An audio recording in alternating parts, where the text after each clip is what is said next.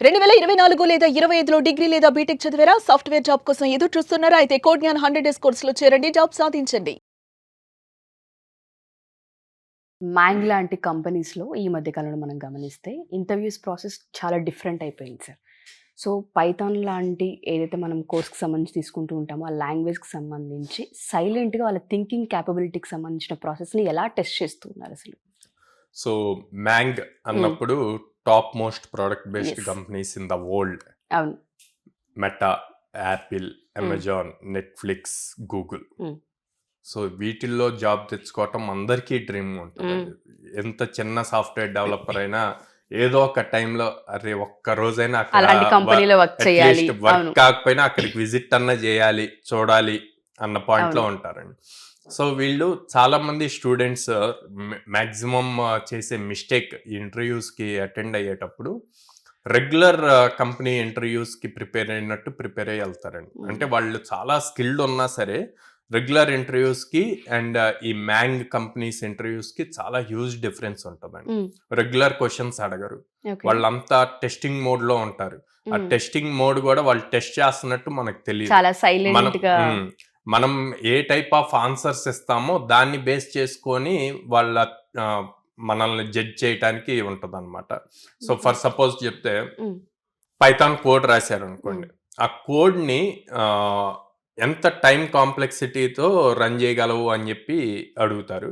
దానికి కండిషన్ ఏం పెడతారంటే ర్యామ్ 1 జీబీయే ఉంది అని లిమిట్ ఇస్తారు ర్యామ్. ఓకే. ఓకే. అలా ఇచ్చినప్పుడు మనం ఏం చెప్పగలం? సో, హ్మ్. ఆ ఇచ్చిన కోడ్ అండ్ డేటా సైజ్ ఎంతుంది అన్నది ఎలా ఆన్సర్ చేయగలము అన్నది ఇంపార్టెంట్. హ్మ్. సో, అదే ఇంకొక సినారియో తీసుకున్నారు అంటే, హ్మ్. సో, ఇంకొక టైప్ తీసుకుందామంటే అండి, హ్మ్.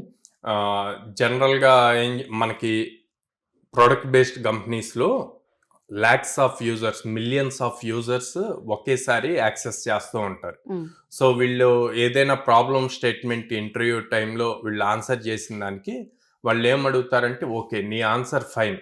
ఓకే. దీన్ని 1,00,000 యూజర్స్ ఎలా యూజ్ చేయగలరు ఎట్ ఏ టైమ్ అని చెప్పి హ్మ్. అడుగుతారు.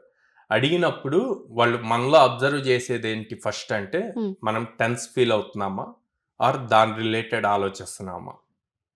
ఓకే. ఓకే. ఎప్పుడు టెన్స్ ఫీల్ అవుతాం? మనం ప్రిపేర్డ్‌గా లేనప్పుడు లేనప్పుడు. టెన్స్ ఫీల్ అవుతాం. అవును. ఆబ్వియస్‌లీ మన ఫేస్ ఎక్స్‌ప్రెషన్స్ హ్మ్. అన్నీ చేంజ్ అవుతాయి. అండ్ మనం ఏ టైప్ ఆఫ్ ఆన్సర్ చెప్తాము హ్మ్. అన్నది ఇంపార్టెంట్. సో, దీన్ని స్కేలబుల్ చేయొచ్చు సార్. లైక్ సర్వర్స్ ఇంక్రీజ్ చేయొచ్చు. ఇట్లాగా డిఫరెంట్ ఆన్సర్స్ సో, హ్మ్. ఆ చెప్పే ఆన్సర్ మనం ఫస్ట్ ప్రిపేర్డ్‌గా ఉండాలి.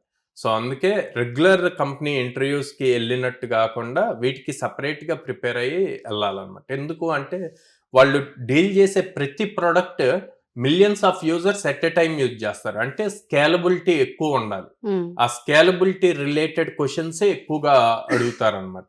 ఓకే. టెక్నికల్ రౌండ్స్ ఇయన్నీ ఓకే. నీకు హ్మ్. కోడింగ్ వస్తేనే నువ్వు ఆ లెవెల్ దాకా ఎళ్ళగలుగుతావు. ఎళ్ళగలుగుతాం. ఎళ్ళినప్పుడు నీకొచ్చిన ఆపర్చునిటీని క్రాక్ చేయాలి అంటే అసలు టాప్ లెవెల్ కంపెనీస్ ఆర్కిటెక్చర్ ఎలా ఉంటది అన్నది ఇంపార్టెంట్. హ్మ్. ఒక హ్మ్. సాఫ్ట్‌వేర్, ఒక ప్రొడక్ట్ వాళ్ళు బిల్డ్ చేస్తున్నప్పుడు దాని ఆర్కిటెక్చర్ ఎలా ఉంటది? ఓకే. ఫస్ట్ ఒక 1000 మెంబర్స్‌కి బిల్డ్ చేస్తే దాన్ని ఎలా స్కేలబుల్ చేస్తారు హ్మ్. అన్న పాయింట్స్ గనక తెలుసుకుంటే ఇలాంటి మ్యాంగ్ కంపెనీస్‌లో ఈజీగా క్రాక్ చేయగలుగుతారండి. ఓకే. సో, మీరన్నట్టుగానే ఇందాక ఏ విధంగా అయితే చెప్పారో, చాలా మందికి ఇటువంటి కంపెనీస్‌లో వర్క్ చేయాలన్న డ్రీమ్ డెఫినెట్‌గా అవును. ఉంటుంది. అట్‌లీస్ట్ విజిట్ చేయాలన్న కోరికైనా డెఫినెట్‌గా ఉంటుంది. అలాంటి కంపెనీస్‌లో మనకంటూ ఒక జాబ్‌ని క్రియేట్ చేసుకోవాలనుకుంటే, దానికి కావాల్సిన స్కిల్‌ని మనం ఇక్కడ ఏ విధంగా ట్రైన్ చేసే అవకాశం ఉంటుంది హ్మ్. అంటారు? డే 1 నుంచి నర్చరింగ్ ఏ విధంగా ఉంటుంది కోడ్9లో అంటారు సార్? మనం వచ్చేసి ఏ కంపెనీకైనా అండి హ్మ్. ఒకే లెవెల్ ఆఫ్ స్టాండర్డ్ హ్మ్. ట్రైనింగ్ ఇస్తాం. హ్మ్. ప్రతి స్టూడెంట్‌కి లాజికల్ థింకింగ్ ఇంపార్టెంట్. హ్మ్. హ్మ్. ఓకే. ఆ లాజికల్ థింకింగ్‌తో పాటు అప్లికేషన్ ఎంటైర్ బిల్డింగ్ అన్నది చాలా ఇంపార్టెంట్. ఫ్రెషర్‌కి ఆ నాలెడ్జ్ చాలా అవసరం. హ్మ్. ఇదివరకి అయితే ఏదో ఒకటి నేర్చుకుంటే సరిపోద్ది. అంటే ఫర్ సపోజ్ పైథాన్ ప్రోగ్రామింగ్ నేర్చుకుంటే జాబ్ వచ్చేది. లేకపోతే ఫ్రంట్ ఎండ్‌లో హెచ్‌టీఎంఎల్, సీఎస్ఎస్ నేర్చుకున్న జాబ్ వచ్చేది. హ్మ్. హ్మ్. ఇప్పుడు బట్ అలా ట్రెండ్ లేదు అది. మారింది, అవును. టెక్నాలజీ మారిపోయింది. ఇప్పుడేం చూస్తున్నారు మల్టీ స్కిల్ సెట్ ఎవరికుంది అన్నది చూస్తున్నారనమాట. So, okay. Full stack programs నేర్చుకోవాలి. హ్మ్. ఫుల్ స్టాక్ ప్రోగ్రామ్‌లో అప్లికేషన్ ఎలా బిల్డ్ చేయాలి అన్నది నేర్పిస్తున్నాం. హ్మ్. దానితో పాటు అప్లికేషన్‌ని ఎలా స్కేల్ చేయాలి అన్నది ఇంపార్టెంట్. ఆ స్కేలింగ్ ప్రొసీజర్ రావాలి అంటే DSA important, data Okay. Structures and algorithms అన్నవి Hmm. చాలా ఇంపార్టెంట్. అప్పుడు ఇందాక మనం మాట్లాడినట్టు ఆ మ్యాంగ్ కంపెనీస్ కి ఎన్ని ల్యాక్స్ ఆఫ్ యూజర్స్ ఉన్నా సరే ఈ డిఎస్ఏని యూజ్ చేసుకొని దాన్ని ప్రాపర్ స్ట్రక్చర్ లో తీసుకెళ్ళచ్చు. At the same time okay application build చేసాం, Hmm. అల్టిమేట్ గా దాన్ని డిప్లాయ్ చేయాలి, డిప్లాయ్ చేసి అందరికి అవైలబిలిటీలోకి తీసుకురావాలి. సో నెట్వర్కింగ్ రిలేటెడ్ కాన్సెప్ట్స్ కూడా చాలా important. Okay. So basic knowledge అన్నది ఉండాలన్నమాట. ఇవన్నీ కూడా మనం మన 100 డేస్ ప్రోగ్రామ్ లో ఇస్తాం. సో అందుకే నేర్పిస్తాం మనం వాళ్ళకి. ప్రతి స్టూడెంట్ ని Hmm. అదర్ ఇన్స్టిట్యూట్స్ లాగా 2 అవర్స్ 3 అవర్స్ కాకుండా 6 అవర్స్ ట్రైన్ చేస్తాం. ఓకే. Yeah. సో ఈ 2026 పాస్డ్ అవుట్ అయ్యి బయటకు వచ్చి చాలా మంది ఈ మ్యాంగ్ లాంటి కంపెనీస్లో ఆపర్చునిటీని పొందాలి అనుకుంటే ఫస్ట్ వాళ్ళు ప్రిపేర్ అవ్వాల్సింది ఏంటి అంటారు? కోడ్ నెలలో జాయిన్ అయ్యే ముందు వాళ్ళు దేనికి ప్రిపేర్ అయ్యి బయటికి రావాలి అంటారు? అంటే మార్కెట్ సిచ్యువేషన్ తెలియాలి అండి. ప్రతి ఒక్కళ్ళకి ఆ డ్రీమ్ ఉంటుంది మ్యాంగ్ కంపెనీస్ లో అవును, జాయిన్ అవును. అవ్వాలి అని చెప్పి. అట్లా అని చెప్పి మన స్కిల్ సెట్ ఏంటి అన్నది కూడా మనకు తెలియాలి. Mm. అట్లా కాకుండా నేను ఓన్లీ ఆ ఇంటర్వ్యూస్ కే అటెండ్ అవుతాను అంటే గనక నెంబర్ ఆఫ్ ఆపర్చునిటీస్ మిస్ చాలా అయ్యే తక్కువ అవకాశం ఉంటాయి, మిస్ ఉంటుంది. అవుతాం. Hmm. అట్లా ఫస్ట్ కెరియర్ స్టార్ట్ అవ్వాలి. కెరియర్ స్టార్ట్ అయ్యాక నేను ఒక 2 ఇయర్స్ కైనా 3 ఇయర్స్ కైనా నేను అది రీచ్ అవ్వాలి అన్నది పెట్టుకుంటే ఈజీగా అచీవ్ చేయగలుగుతారు. ఓకే. సో ఆ గైడెన్స్ అదంతా కూడా మన దగ్గర డే 1 నుంచి ఉంటుంది. ఇవ్వడం జరుగుతుంది. ప్రతి స్టూడెంట్ కి పర్సనలైజ్డ్ గైడెన్స్ ఉంటుందండి. అంటే personalised in the sense every 50 batch లో క్లాస్ రూమ్ లో ఉండేది 50 స్టూడెంట్స్. Hmm. ఈ 50 స్టూడెంట్స్ కి ఒక ట్రైనర్ ఉంటారు.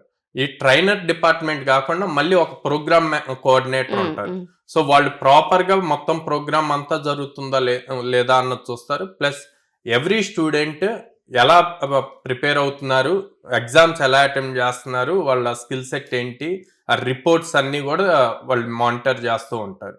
సో దాంతో మేము పర్సనలైజ్డ్ గా ఈ రిపోర్ట్స్ అన్ని ఉండటం వల్ల తిని ఎక్కడ వీక్ ఉన్నాడు అన్నది చూసుకొని వాళ్ళకి మళ్ళీ సపరేట్ ట్రైనింగ్ సెషన్స్ ఉంటాయి. ఓకే. సో ఆ పర్సనలైజ్డ్ ఉండటం వల్ల మన దగ్గర సక్సెస్ రేషియో ఎక్కువ ఉంటుంది అన్నమాట.